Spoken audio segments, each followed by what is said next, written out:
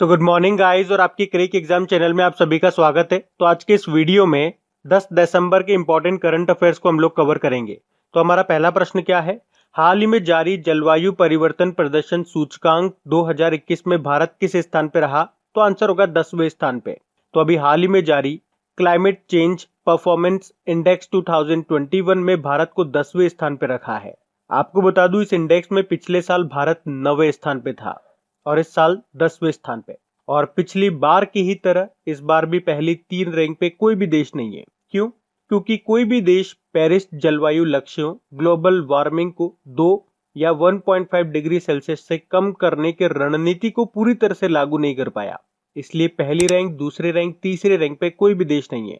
चौथे नंबर पे रखा है स्वीडन को, 5वें पे यूनाइटेड किंगडम, 6ठे पे रखा है डेनमार्क को और भारत 10वें स्थान पर है। तो ये आपको ध्यान रखना है। बढ़ते आगे।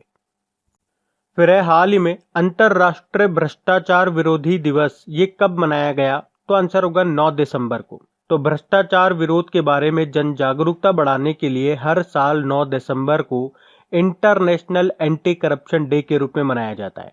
और इस बार की थीम क्या रही? Recover with integrity. अब इंपॉर्टेंट डे वाला क्वेश्चन है, तो दिसंबर में जितने भी इंपॉर्टेंट डे हमने मनाए मैं आपको एक बार फिर से रिवाइज करवाता हूं। देखो, 1 दिसंबर को वर्ल्ड एड्स डे मनाया, 1 दिसंबर को बीएसएफ ने अपना 56वां स्थापना दिवस मनाया और 1 दिसंबर को नागालैंड का स्थापना दिवस भी होता है। 2 दिसंबर को 3 डे मनाए, वर्ल्ड कंप्यूटर लिटरेसी डे, फिर नेशनल पॉल्यूशन कंट्रोल डे यानी कि राष्ट्रीय प्रदूषण नियंत्रण दिवस और अंतरराष्ट्रीय दास प्रथा उन्मूलन दिवस। और फिर 3 दिसंबर को अंतरराष्ट्रीय दिव्यांगजन दिवस के रूप में मनाया, 4 दिसंबर को इंडियन नेवी डे, 5 दिसंबर को वर्ल्ड सॉइल डे और 5 दिसंबर को ही इंटरनेशनल वॉलंटियर डे मनाया।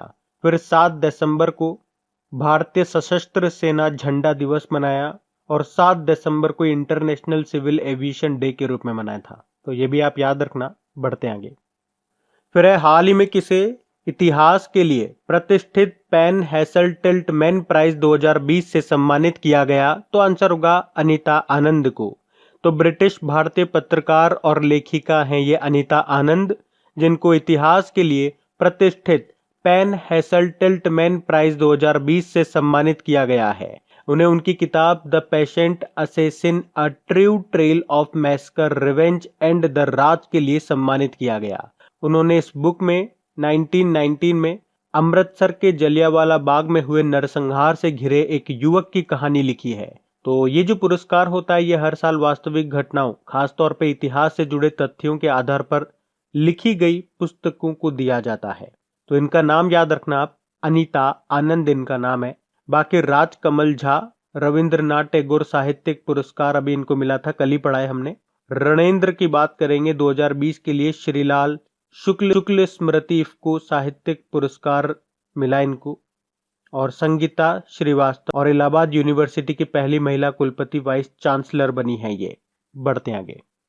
इस साल 2020 में जितनी भी फॉर्मूला 1 रेसेस हुई हैं वो रेसेस किन किन प्लेयर ने जीती है, वो प्लेयर किस देश से बिलोंग करते हैं और किस कार कंपनी के ड्राइवर है, तो इन सभी क्वेश्चंस पे एक ऑडियो मैंने तैयार कर दिया है। तो वो ऑडियो आप जरूर सुन लीजिएगा, वहां पे आपको सारे क्वेश्चन क्लियर हो जाएंगे एक साथ। ऑडियो का लिंक आपको नीचे डिस्क्रिप्शन में मिल जाएगा। 2020 फॉर्मूला 1 विनर्स के नाम से वो ऑडियो होगा नीचे, तो उस लिंक पे जैसे आप क्लिक करेंगे उस ऑडियो पे आप पहुंच जाएंगे। और अगर आपने मुझे खबरी एप्लीकेशन पे फॉलो कर रखा होगा, पास में बेल आइकन को क्लिक कर रखा होगा, तो अब तक आपको नोटिफिकेशन भी मिल चुका होगा। और हाँ गाइज, अगर वीडियोस आपको अच्छे लग रहे हैं तो इन्हें लाइक करना मत भूलिएगा, शेयर करना मत भूलिएगा। अभी हम बढ़ते हैं आगे। फिर है हाल ही में किस राज्य के 2 शहरों को यूनेस्को के विश्व विरासत शहरों की सूची में शामिल किया गया? तो आंसर होगा मध्य प्रदेश। तो अभी मध्य प्रदेश के ऐतिहासिक किला शहर, एक तो ग्वालियर और एक ओरछा को यूनेस्को ने अपने अर्बन लैंडस्केप सिटी प्रोग्राम के तहत विश्व धरोहर शहरों की सूची में शामिल किया है। अब यहां से एक और पॉइंट याद रखना है कि अब इन्हें शामिल करने के बाद भारत में यूनेस्को विश्व विरासत शहरों की कुल संख्या बढ़कर 40 हो गई है। अब देखो, यहाँ पे बात हो रही है मध्य प्रदेश और यूनेस्को की, तो पहले यूनेस्को के बारे में जान लो। यूनेस्को की फुल फॉर्म होती है United Nation Educational Scientific and Cultural Organisation. Headquarter Paris France में है और इसके हेड है ऑद्रे ओजाले। अब बात मध्य प्रदेश की है तो ये रहा मैप में मध्य प्रदेश। कैपिटल इसकी भोपाल है। मुख्यमंत्री हैं शिवराज सिंह चौहान और गवर्नर हैं आनंदीबेन पटेल जो कि उत्तर प्रदेश की भी है। अभी आपको याद होगा मध्य प्रदेश सरकार ने 2030 तक राज्य में एड्स को पूरी तरह से खत्म करने का लक्ष्य रखा। उसके अलावा अभी मध्य प्रदेश सरकार ने प्रधानमंत्री स्ट्रीट वेंडर योजना के तर्ज पर मुख्यमंत्री रूरल स्ट्रीट वेंडर योजना भी शुरू की है। और इसी तरह से केंद्र की जो किसान सम्मान निधि योजना है ना, जिसमें केंद्र सरकार किसानों को हर साल में 6,000 रुपए देती है, 2,000 रुपए करके, तो उसी के तर्ज पे मध्य प्रदेश सरकार ने किसान कल्याण योजना शुरू की है, जिसमें वो अपने किसानों को 4,000 रुपए देगी साल के। उसके अलावा मध्य प्रदेश की छतरपुरा जिला पुलिस ने एक संकल्प बुजुर्गों के नाम अभियान भी शुरू किया था। और उसी तरह से मध्य प्रदेश की जो बैतूल जिला पुलिस है उसने आस पास योजना शुरू की है मध्य प्रदेश में सुसाइड केसेस को कंट्रोल करने के लिए। साथ में याद रखना इस साल जो स्वच्छ सर्वेक्षण 2020 आया था उसमें चौथी बार सबसे स्वच्छ शहर रहा इंदौर। इंदौर से 2 पॉइंट मैंने आपको हमेशा बताए हैं। यहाँ का जो देवी अहिल्याबाई होलकर एयरपोर्ट है उसे इंटरनेशनल एयरपोर्ट का दर्जा मिल गया। और दूसरा पॉइंट, इंदौर में ही देश का पहला और दुनिया का दूसरा इन्फेंट्री म्यूजियम बनेगा।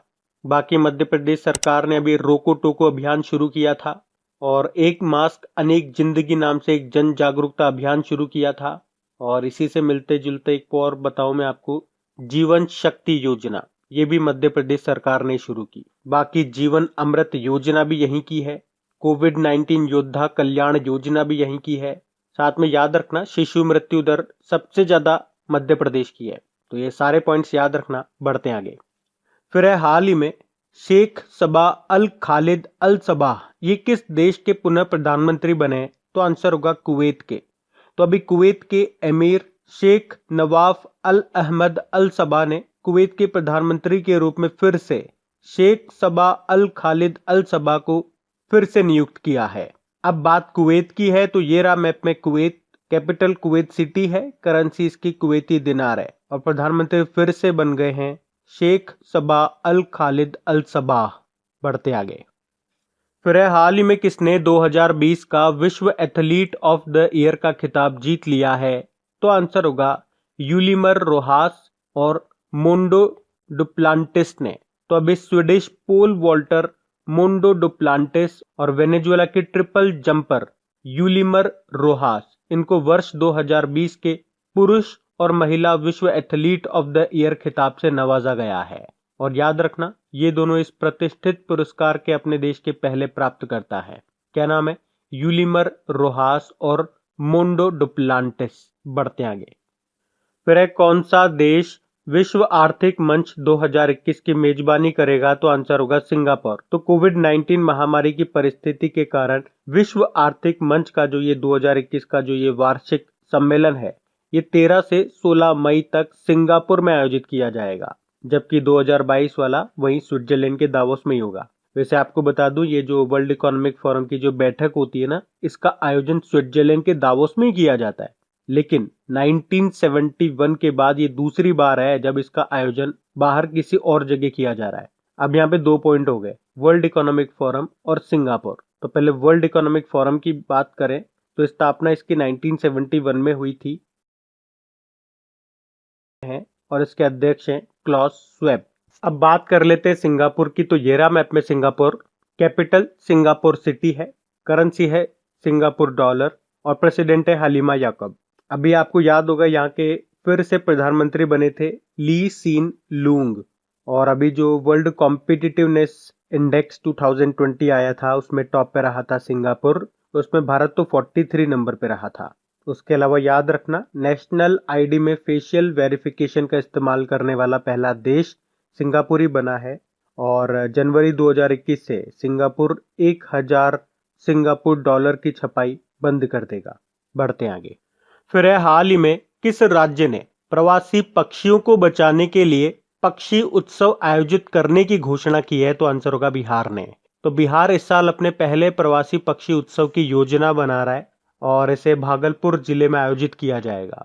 तो इस उत्सव को मनाने का उद्देश्य है इस क्षेत्र में अवैध शिकार के मामलों की जांच करना और प्रवासी पक्षियों के महत्व के बारे में लोगों को जागरूक करना। अब बात बिहार की है तो ये रहा मैप में बिहार। देखो इसकी कैपिटल पटना है। मुख्यमंत्री है नीतीश कुमार, जो कि अभी फिर से बन गए 7वीं बार। और अभी 2 डेप्यूटी सीएम बने बिहार के, जिनके नाम है तारकिशोर प्रसाद और रेणु देवी। रेणु देवी ये बिहार की पहली महिला डेप्यूटी सीएम बनी है, ये भी याद रखना। बाकी अभी बिहार विधानसभा के अध्यक्ष कौन बने? विजय कुमार सिन्हा। अभी आपको याद होगा प्रधानमंत्री नरेंद्र मोदी ने बिहार में कोसी रेल मेगा पुल का भी उद्घाटन किया था। इस पुल की लंबाई है 1.9 किलोमीटर, कोसी नदी पर है ये वही कोसी नदी है जिसे बिहार का शोक कहते हैं। उसके अलावा जून के महीने में आपको याद होगा प्रधानमंत्री नरेंद्र मोदी ने ही बिहार के खगड़िया जिले के तेलिहार गांव से गरीब कल्याण रोजगार अभियान शुरू किया था। बाकी बिहार के भागलपुर में ही खुलेगा राज्य का पहला कछुआ पुनर्वास केंद्र। और याद रखो भारत का पहला और एकमात्र डॉल्फिन वाइल्ड लाइफ सेंचुरी ये आपको बिहार में ही मिलेगा, जिसे कहते हैं Vikramshila Gangetic dolphin wild life sanctuary. बाकी ये प्रश्न भी एग्जाम में आ चुका है, मधुबनी पेंटिंग ये किस राज्य की है? तो बिहार की है। और याद रखना यहाँ पे आपको मिलेगा वाल्मीकि नेशनल पार्क और 2 वाइल्ड लाइफ सेंचुरी भी याद रखो, रायगढ़ वाइल्ड लाइफ सेंचुरी और कैमूर वाइल्ड लाइफ सेंचुरी, क्योंकि ये भी अक्सर एग्जाम में पूछी जा चुकी है। अच्छा, बिहार दिवस कब मनाते हैं हम लोग? 22 मार्च को। याद रखना 22 मार्च को एक और डे होता है, वर्ल्ड वाटर डे, तो ये भी याद रखो। बढ़ते आगे।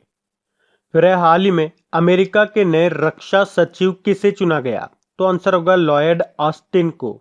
तो अभी अमेरिका के जो नए प्रेसिडेंट हैं जो बिडेन, उन्होंने अपने रक्षा सचिव के रूप में सेवानिवृत्त जनरल लॉयड ऑस्टिन को चुना है।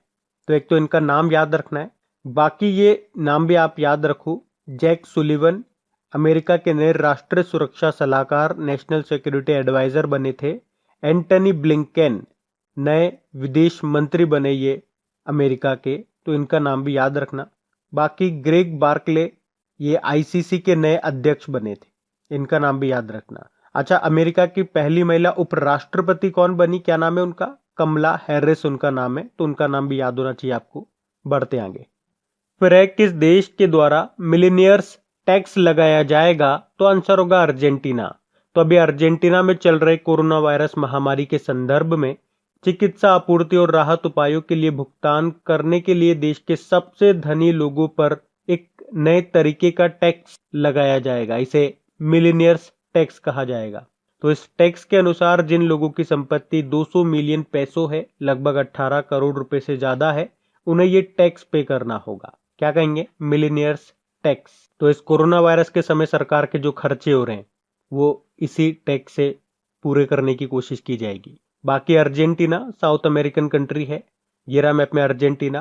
कैपिटल बुएनोस आयरेस है, करेंसी है पीसो और प्रेसिडेंट है अल्बर्टो फर्नांडिस। बढ़ते हैं आगे। फिर है हाल ही में संयुक्त राष्ट्र का इन्वेस्टमेंट प्रमोशन अवार्ड 2020 किसने जीता? तो आंसर होगा इन्वेस्ट इंडिया ने। तो जिनेवा स्थित United nation conference on trade and development ने भारतीय राष्ट्रीय निवेश संवर्धन एजेंसी इन्वेस्ट इंडिया को वर्ष 2020 का संयुक्त राष्ट्र निवेश प्रोत्साहन पुरस्कार से सम्मानित किया है। इन्वेस्ट इंडिया, इसका हेडक्वार्टर नई दिल्ली में है और इसके एमडी सीईओ हैं दीपक बागला, और इसी ने ही जीता है संयुक्त राष्ट्र का यूनाइटेड नेशन का इन्वेस्टमेंट प्रमोशन अवार्ड फॉर 2020। बढ़ते हैं आगे।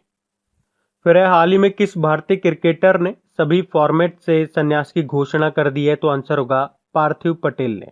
तो अभी भारतीय विकेट कीपर और बल्लेबाज पार्थिव पटेल ने क्रिकेट के सभी फॉर्मेट से संन्यास लेने की घोषणा कर दी है, तो इनका नाम ध्यान रखना। तो अब बात करेंगे कल के वीडियो में पूछे गए प्रश्न के उत्तर की। तो कल की वीडियो में आपसे पूछा गया था दादा साहब फाल्के आइकन अवार्ड 2020 से किसे सम्मानित किया गया? तो आंसर होगा अनंत शाह विश्वास को।